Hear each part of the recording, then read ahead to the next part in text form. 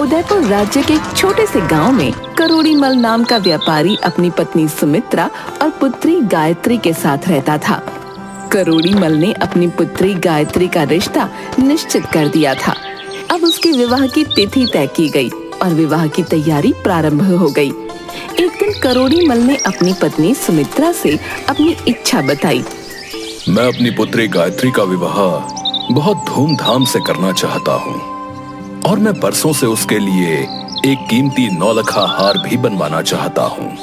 ये तो बड़ी अच्छी बात है, मगर आप नौलखा हार बनवाएंगे किससे?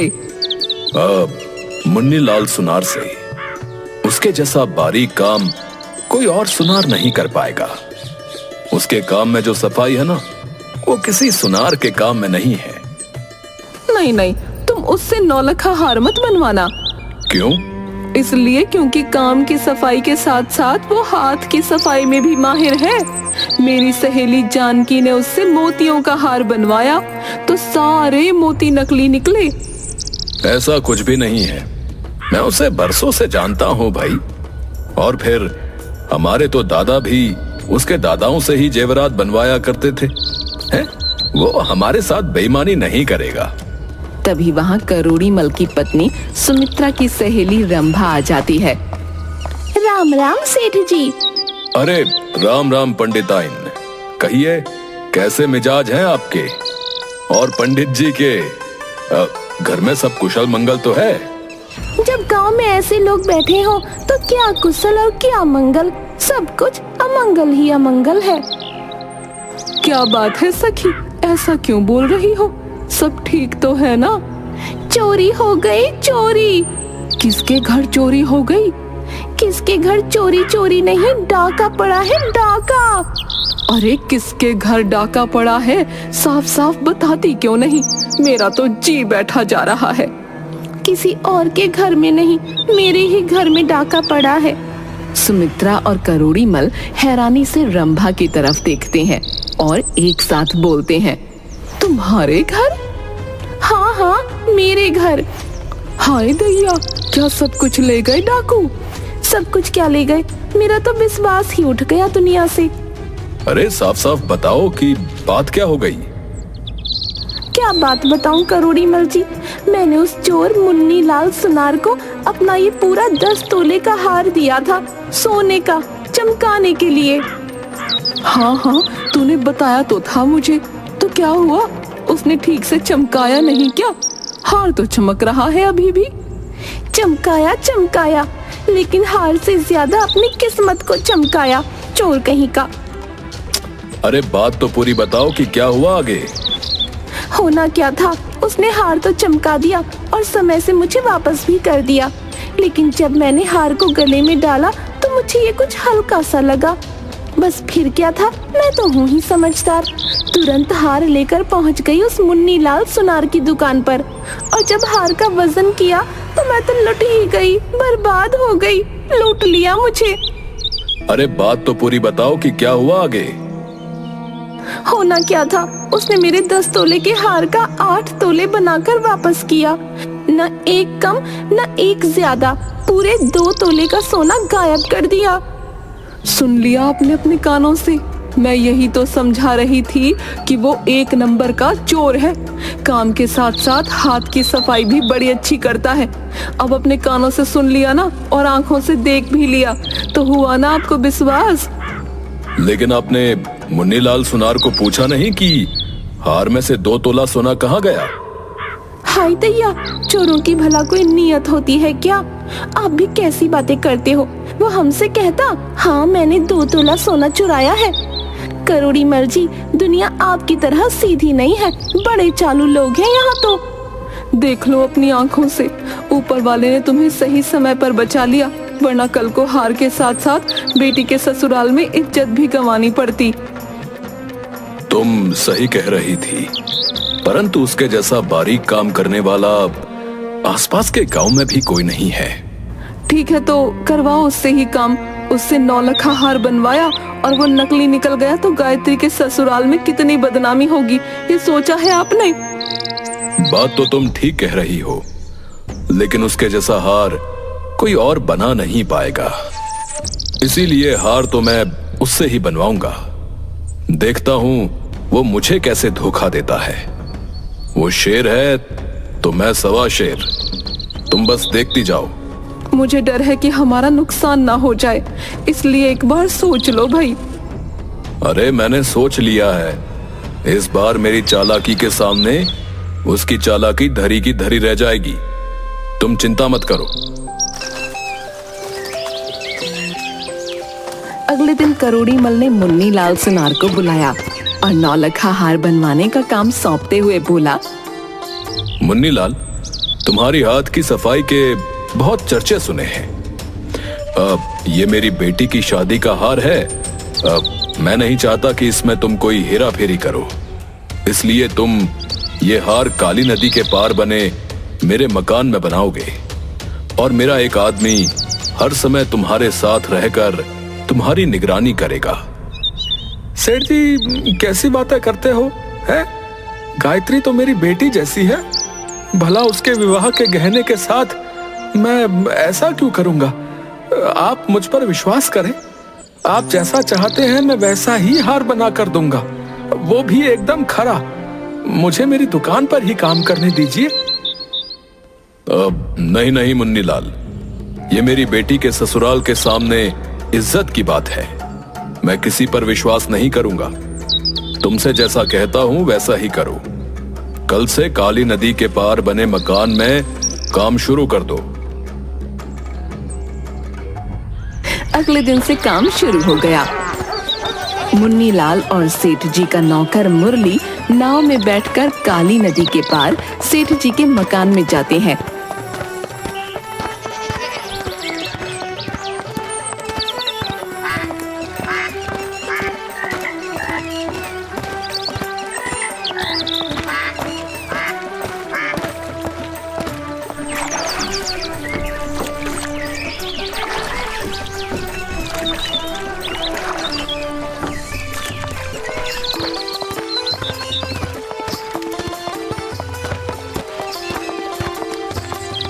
और मुन्नी लाल वहीं हार बनाता है।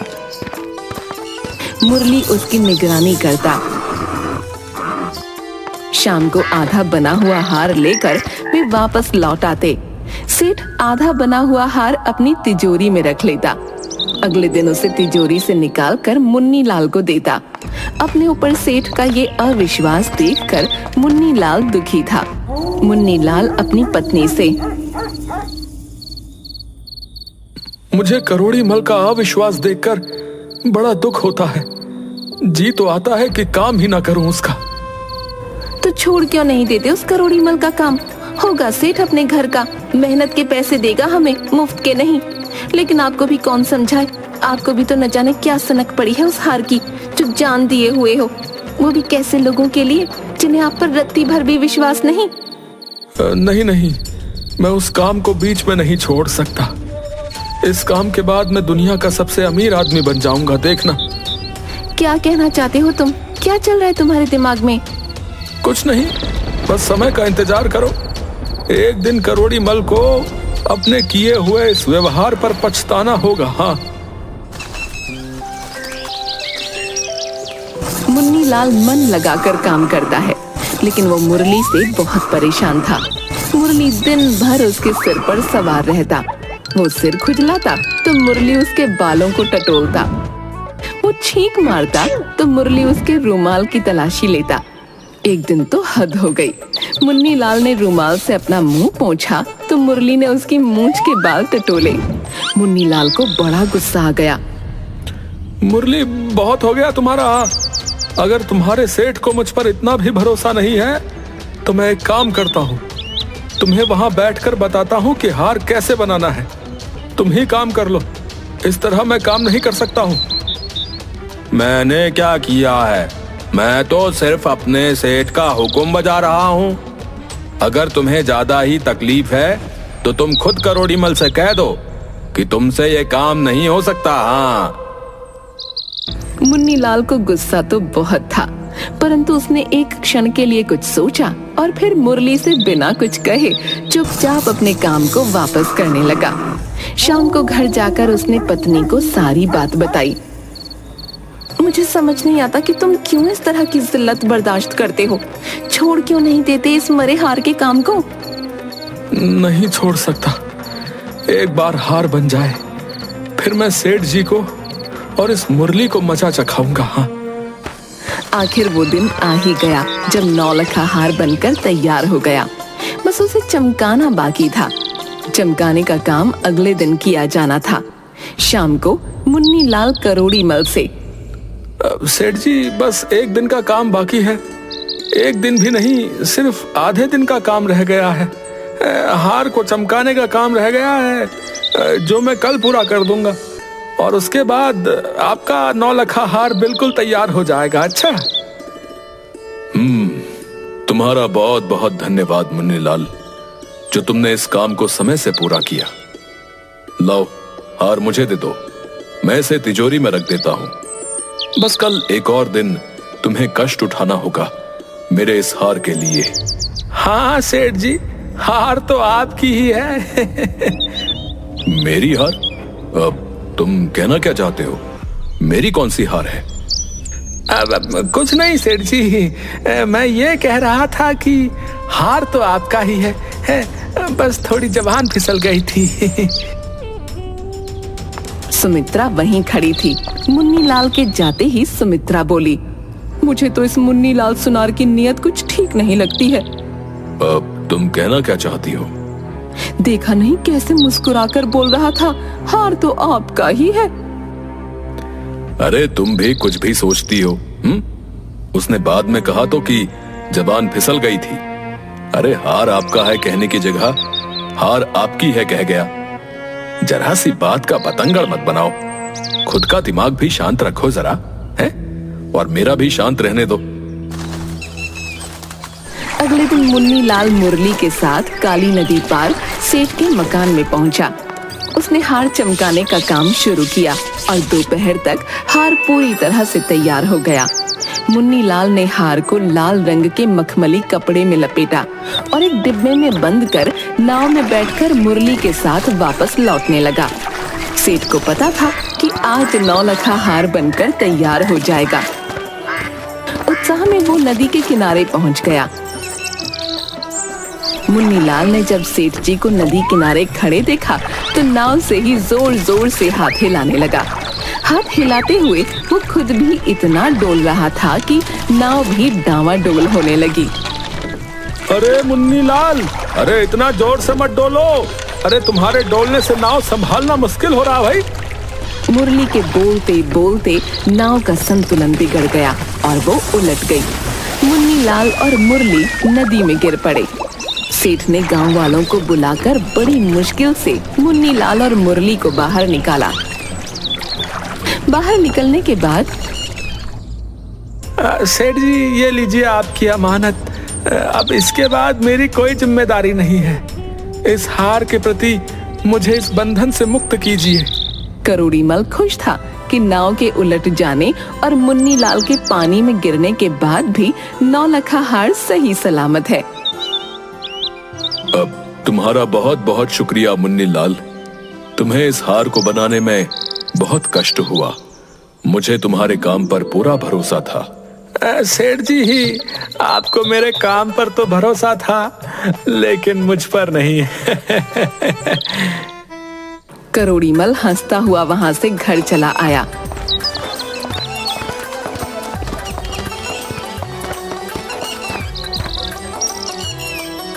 सेठानी हार देखकर खुश तो हुई पर उससे कहीं ज्यादा अपने पति की चतुरता पर।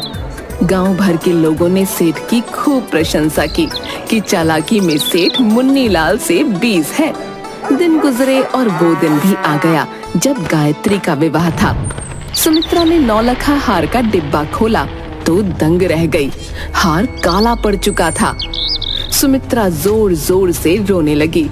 मोरी मैया लुट गए, हम तो बर्बाद हो गए। कोई सेठ को बुलाओ, ये क्या हो गया? जिसका डर था वही हुआ। मैंने कितना मना किया था उस चोर बेईमान मुन्नी लाल से हार बनवाने के लिए, लेकिन मेरी सुनता कौन है? अब देख लो नतीजा। तभी करोड़ीमल भागता हुआ वहां पहुंचा और हार देखकर वो आग बबूला हो गया। उसने मुन्नी लाल को बुला भेजा। मुन्नी लाल आया और सेठ उस पर भड़कने लगा। सच कहते हैं लोग, तू सच में एक नंबर का चोर है, बेईमान है। आखिर तूने अपनी असली जात दिखा ही दी है। सेठ जी शांत हो जाइए। ये लीजिए 9 लखा हार, आपकी अमानत। आपने मुझ पर विश्वास नहीं किया था ना, इसीलिए मैंने ये सारा खेल किया था। हाँ।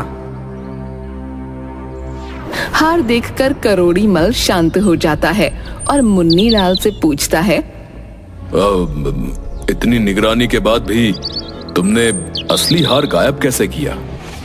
सेठ जी, आपको याद है जिस दिन मैंने आपको 9 लखा हार पूरा तैयार करके सौंपा था, उस दिन नदी में नाव उलट गई थी। हाँ हाँ, वो मैं कैसे भूल सकता हूँ। बड़ी ही मुश्किल से तुम लोगों को नदी से निकाला था।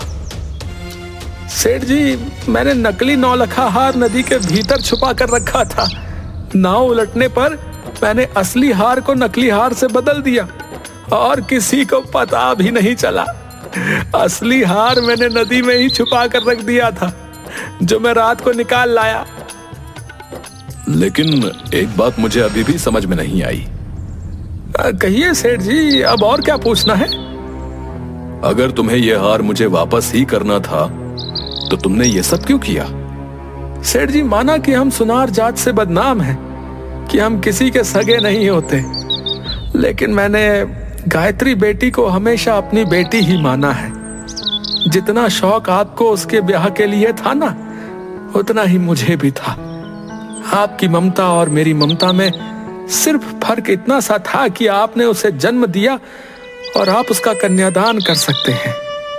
मैंने ना तो उसे जन्म दिया और ना ही उसका कन्यादान कर सकता हूं। परंतु जैसे ही आपने मुझे गायत्री बिटिया के लिए 9 लखा हार बनाने की जिम्मेदारी दी, उसी क्षण मैंने ये सोच लिया था कि मैं अपनी बिटिया के लिए दुनिया का सबसे खूबसूरत हार बनाऊंगा, और वो भी पूरी ईमानदारी के साथ। लेकिन आपका अविश्वास बार बार मुझे नीचा दिखा रहा था। मैंने ये सब सिर्फ आपको ये बताने के लिए ही किया कि मैं गलत नहीं हूं।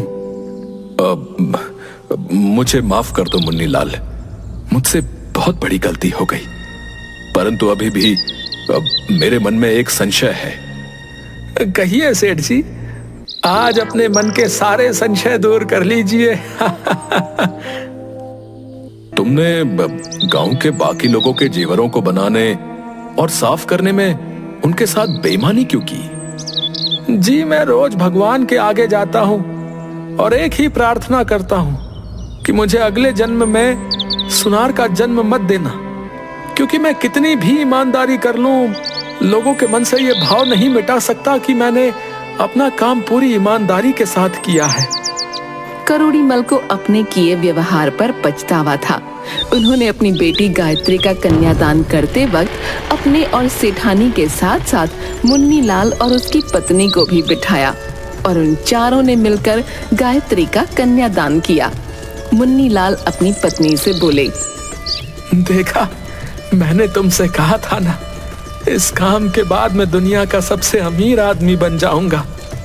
हमने खुद की औलाद को जन्म नहीं दिया, फिर भी आज हम माता पिता बन गए। सही कहा था आपने, आज हम दुनिया के सबसे अमीर इंसान हैं।